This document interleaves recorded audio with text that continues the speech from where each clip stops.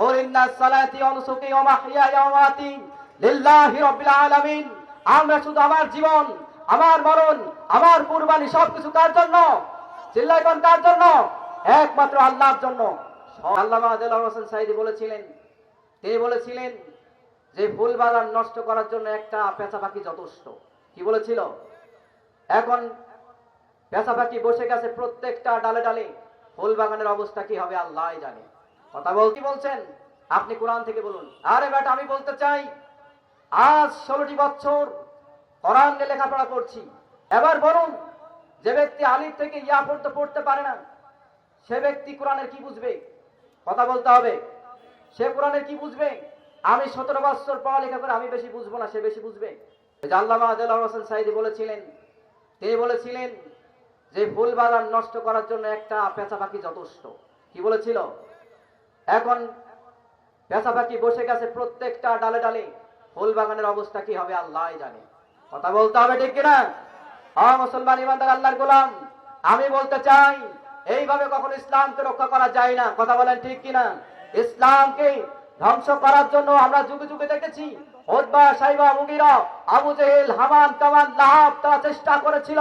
আমি বলতে চাই, তারা ইসলামকে ধ্বংস করতে পেরেছেন? কোনদিন ধ্বংস করতে পারে নাই।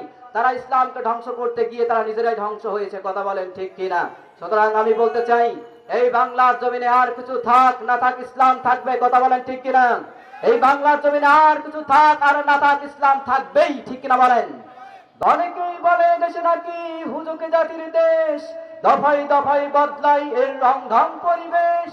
তাই বলে তো ইসলাম এদেশে হুজুকে হবে না শেষ, হুজুকে হবে না শেষ। কথা বলেন, ঠিক কিনা? ইসলাম এদেশের পরতে পরতে জনপদ ঘরে ঘরে, ইসলাম এদেশের 90% মানুষের অন্তরে। ইসলাম নিয়ে চিনিমিনি কালে এমন শক্তি নেই, আর কিছু থাক না থাক এদেশ ইসলাম থাকবে। কথা বলেন, ঠিক কিনা?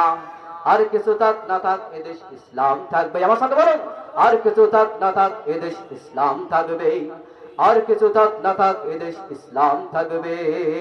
চিল্লায় কর মারহাবা। সম্মানিত হাজিরিন, আপনারা খুশি না বেজার? আলহামদুলিল্লাহ। তাহলে আমি বলতে পারবো ইনশাআল্লাহ, নাকি ভয় করছে নাকি? আমার সঙ্গে আওয়াজ দিতে পারবেন? আওয়াজ দিলে ওয়াজ হবে, আওয়াজ না দিলে কিন্তু ওয়াজ হবে না। সুতরাং সেই বক্তা কিন্তু আমি নই। আমি ছোট মানুষ, আমি ছোট্ট একটি মানুষ। মনে রাখবেন, মাগুর মাছের কাঁটা আছে না নাই? জিওল মাছের কাঁটা আছে না নাই?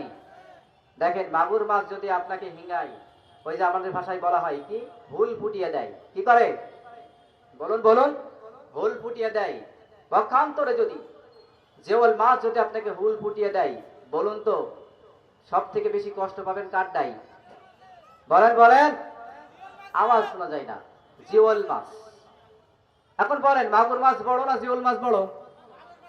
ওই যে আমাদের বাঙালিরা কথাই বলে, ছোট মরিচে ঝাল বেশি। কথা বলেন, ঠিক কিনা? সম্মানিত হাজিরিন, কথা হবে যা খোলাখুলি, কোন লোকালোকি কথা হবে না ইনশাআল্লাহ। আমরা একমাত্র আল্লাহর জন্য কথা বলি, ঠিক কিনা? কুল ইন্না সালাতি ওয়া নুসুকি ওয়া মাহইয়ায়া ওয়া মামাতি লিল্লাহি রাব্বিল আলামিন। আমরা শুধু আমার জীবন, আমার মরণ, আমার কুরবানি সবকিছু কার জন্য? চিল্লায় কোন কার জন্য? একমাত্র আল্লাহর জন্য। সবকিছু হবে কার জন্য? আস্তে কোন? আল্লাহর জন্য। এবার আসুন,